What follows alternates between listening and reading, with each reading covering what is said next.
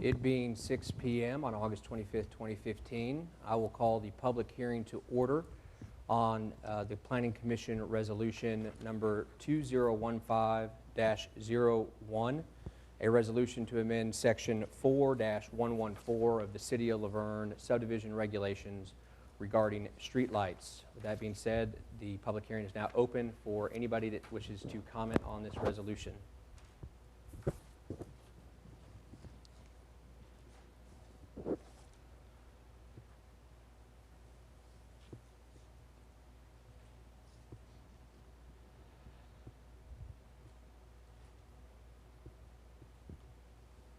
Do a last call for anybody wishing to make public comment on this resolution. I see no person wishing to make any comments, so I therefore call this public hearing closed.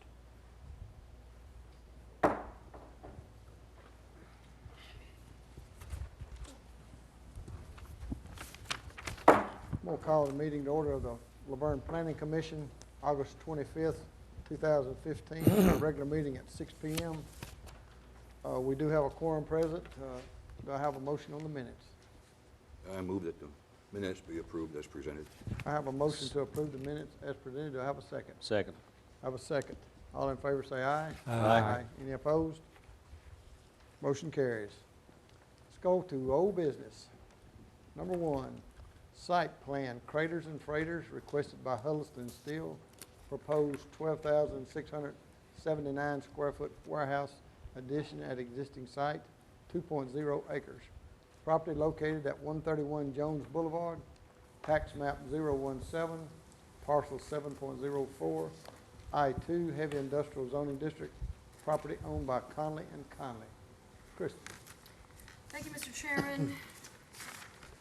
In your report, you will see that we have all of the technical items that were left over from the workshop. They all have been addressed. There were 7 of them previously. They've all been addressed to staff's satisfaction, and Mr. Roundtree is here if you have any questions. Okay. Mr. Chairman, we had 7 technical items. We also had 2 additional ones we discussed. One was the blacktop surface, and number 9 was to show the gate. Okay. Would you mind coming up to the podium, please? We'll let you address those questions. The 2 additional items that you were speaking of that we had at the workshop. Correct. Okay. My name is Clyde Roundtree, Huddleston Steel Engineering. One of our engineers met with Kyle and they worked through the apron. They decided that concrete was probably a better alternative than asphalt. It's a 12 by 75 foot long apron. It should show up on your site plan. And then the gate is identified as well. Okay. Let's take a look at it.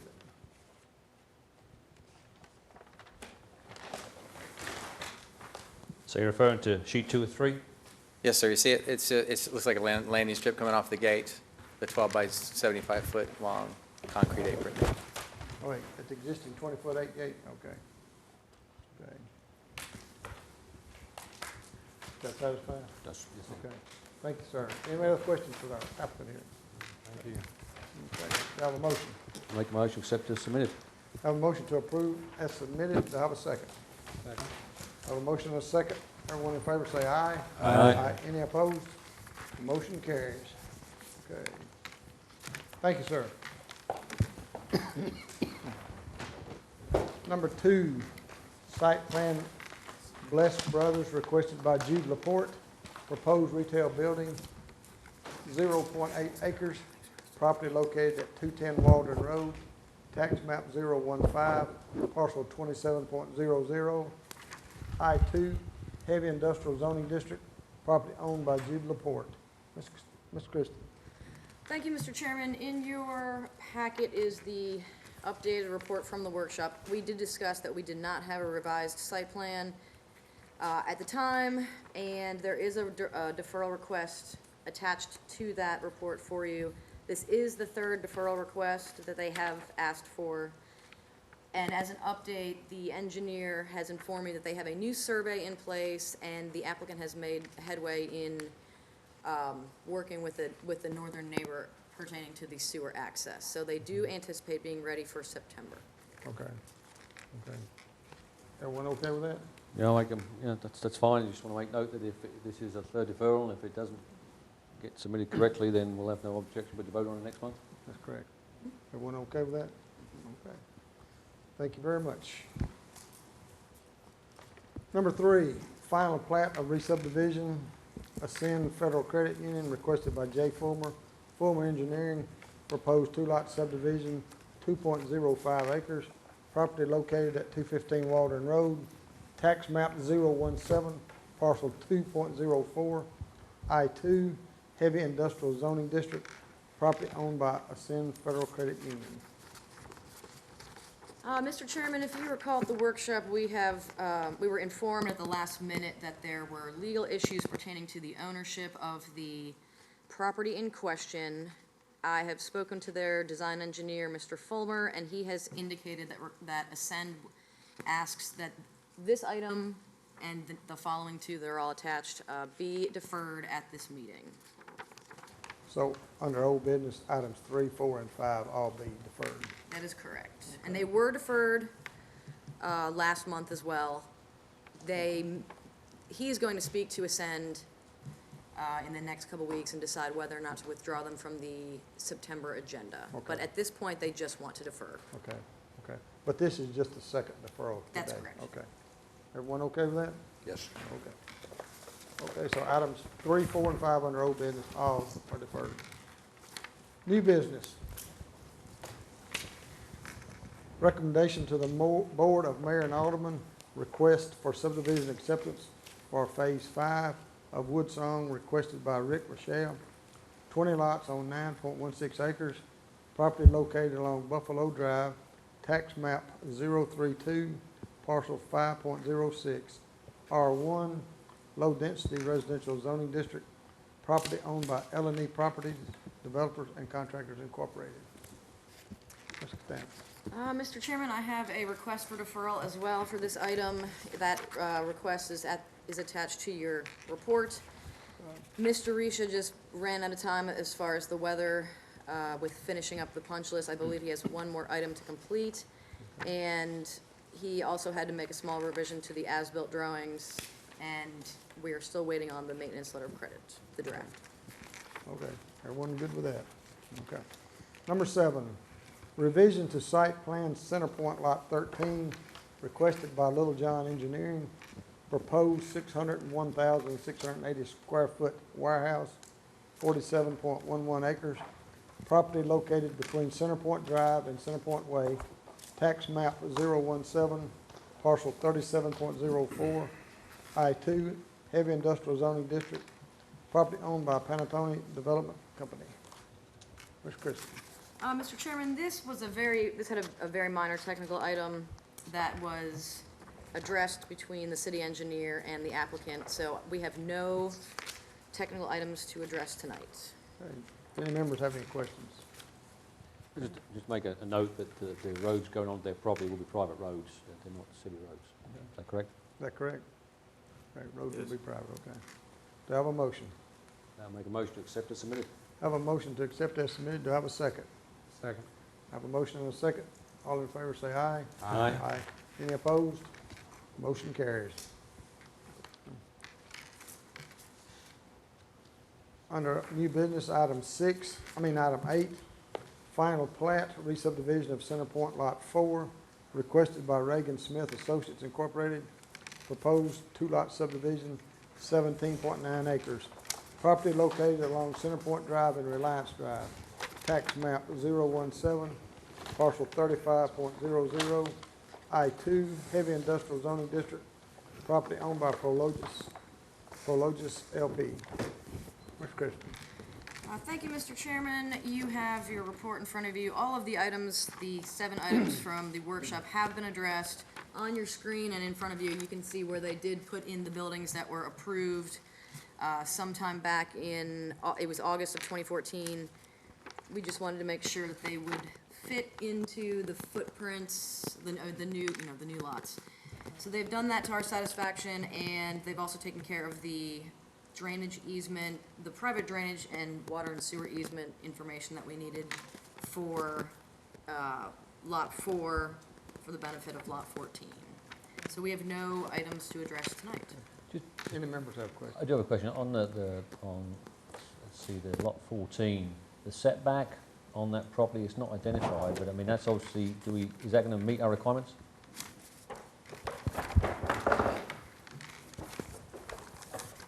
And then question 2 is there's a little joggle there between 14 and 4. Just want to understand what that's there for. First question, the setback on the left side of the property going from lot 14 to 4.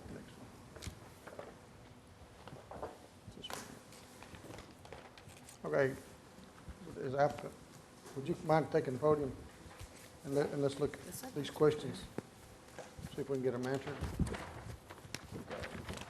Graham, what's your name, sir? And who'd you Douglas Chandler with Reagan Smith. Okay.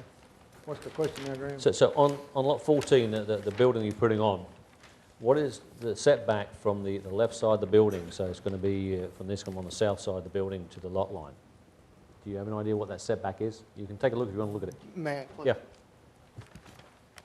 Well, as long as he's in the 20-foot Yeah, minimum just setback. want to know any idea what that dimension is. Yeah. And the second question is what's this joggle for? This is for the transformer to be placed for this building over here. It's just a flatter area that made it more, it's not very aesthetically pleasing, but it, from, Oh, you had to step it out and around? yes, sir. Okay, just from included. construction standpoint. Well, let me ask you this, Graham, since they're within the minimum building setback with this line here, does it matter what that distance is? Well, I was just intrigued Okay. to know. I mean, obviously, looking at this is, if this is 20, then we've got at least 30 there. Would you agree? Probably 50 feet off the line.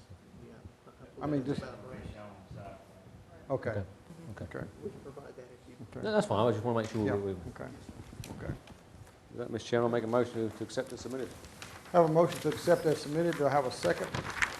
Second. I have a second. A motion and a second. Everyone in favor say aye. Aye. Any opposed?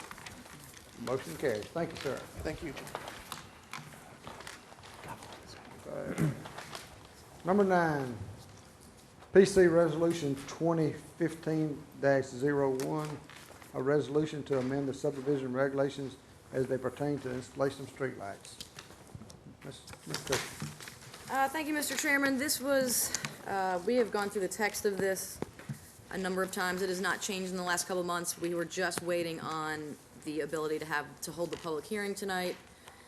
I can give you a quick update that we have changed the section for streetlights to mandate that they are now put in no further apart than 300 feet or closer, depending on if the Planning Commission requires such. They will be provided at the entrance to all subdivisions, at every intersection, and at the terminus of all permanent cul-de-sacs.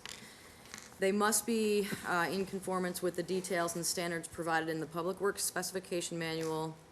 The notation specifying that will be put in the notes section on all final plats, and no CO for any phase of a subdivision may be issued until that phase of streetlights have been installed by the developer and inspected by the enforcing officer. Okay, with the inspection by the enforcing officer, make sure they're operable at the same time. Is that part of what the enforcing officer does, to make sure they're operable? I believe that you would be the inspector. We haven't had a situation come up yet, so. Right there on? Okay. Mr. Chairman, I think that we brought that up before, and we've had problems with that before. So I think just to make it clear as ever, that should be put in the ordinance, that they must be operational. Well, if they've been installed and inspected by the enforcing officer, look like they would be operable. What's your take on it, Kyle? I think if you wanted to make any change, and Chris 'Cause just kind of wrote it here, is no certificate of occupancy for any phase of subdivision may be issued until that phase of streetlights have been installed and installed by the developer and inspected by the enforcing officer. I mean, you could try to change that sentence up, but I really think that it's just kind of, Be a little redundant to do it. I don't basically could, know if it would be redundant or not, because, you know, the assumption could be made that the enforcing officer said that they're installed the way they should be installed, and they should work fine and everything, but just, if we ever have a problem with the builder or developer, we need to have that crystal clear. What about the attorney's take on this? Have you seen this written? I have. Do you have a copy that I could look at real quick, too? Yeah. I just want to make sure it's what they call crystal clear, that they'll be working when that first CO is issued. And what I was looking at, I just Nick, want did to you just get one? I have one understand now, that yes. this is a planning commission recommendation, so it's we pass this forward and it goes in the book, it doesn't go to Alderman. Yeah.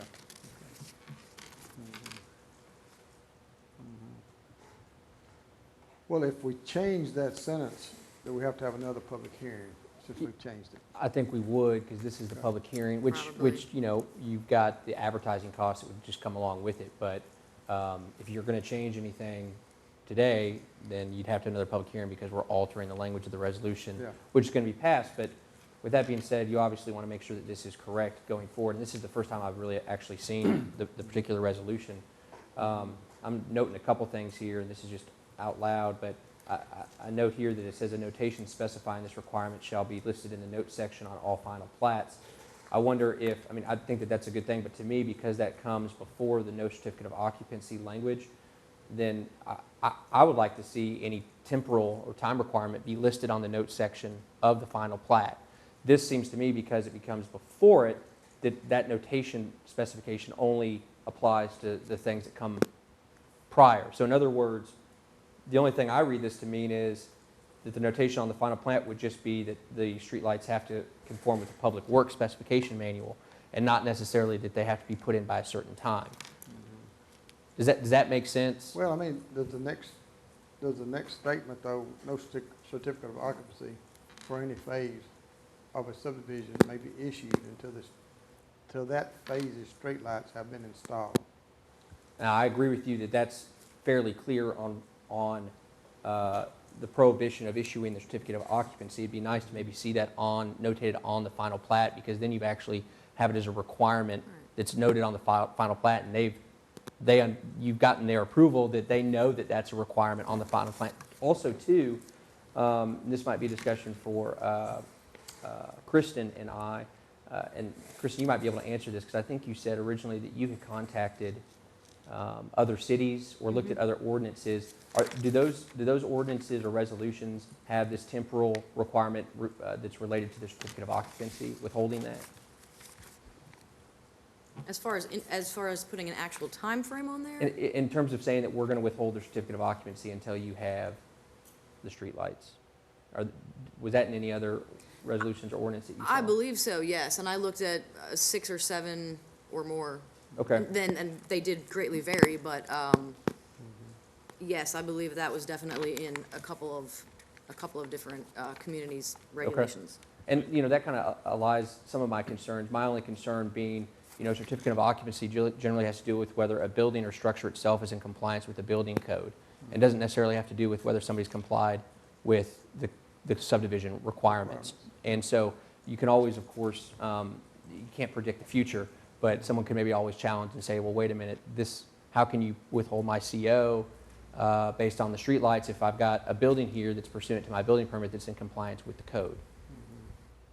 I think we was trying to be consistent with the sidewalks, because the sidewalks Okay. have to be installed or you don't get a CO, so Yeah. that's kind of where that comes into play. And that hasn't been challenged since Yeah. it's been passed, as far as I Yeah. know. That's, we was just staying consistent with that. If you want to put in there, there's got to be a time frame though. There So has if you to want be. to put in there that no building permit shall be issued until the streetlights are up, then that can be put in there. But then the builders are gonna come back at you and say that, how come I can't go ahead and pull a building permit and be working on some of my building while the streetlights are being installed, or, you know, if the electric company holds them off a month, or not even the electric Well, we company. don't need to handcuff them out of So, there. Yeah. so I mean, I we're, don't think. And we was just looked at trying to that give at them a one little bit of a point. time Yeah. frame and just basically say that you're not gonna get a CO on that first house until then.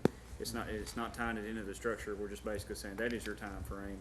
We can change that time frame if everybody wants. We can put on there that the final plat will not be signed by the Secretary of the Planning Commission to be recorded until the streetlights up, if that's what the time frame the board wants. But those streetlights are gonna have to be up way before anything has started at that point. So Yeah. it's just kinda, Yeah. it's up to this board what the time frame is, and it seemed like this is a time frame that everybody seem comfortable with, Okay. you know, to this point. Now, if we want to change it, that's fine Okay. also. What's the wishes of the board then? Let me hear from y'all.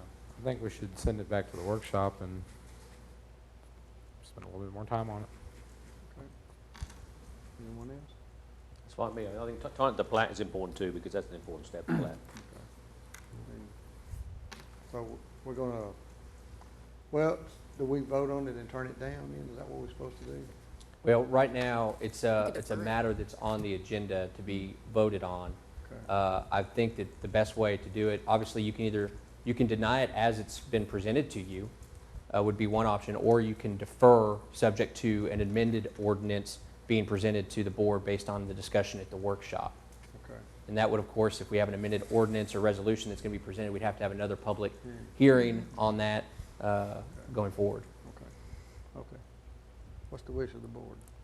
Make a motion to do a deferral, subject to the workshop, and as presented by the attorney. Okay. Got a motion to defer. Do I have a second? Second. Have a motion and a second to defer. Everyone in favor say aye. Aye. Any opposed? All right, we'll defer it, be deferred. We'll talk about it again at the workshop and clarify what we need to. Is that correct? Okay. Okay, thank you, sir. All right, number 10, we own bonds and letters of credit update. Mr. Chairman, everything is up to date on the bond list. Everyone should have a copy in front of them. I have added Pinnacle Point Phase 2, which is the 32-lot subdivision that has been approved. It's been a while since it's been approved. They've got the construction to a point to sign the plat, and that's been recorded, so permits will probably start getting pulled on that here in the near future. Then, any members have any questions about it? Okay. Do we have any other business to come before this board tonight from our members? From staff? Then we will adjourn the meeting.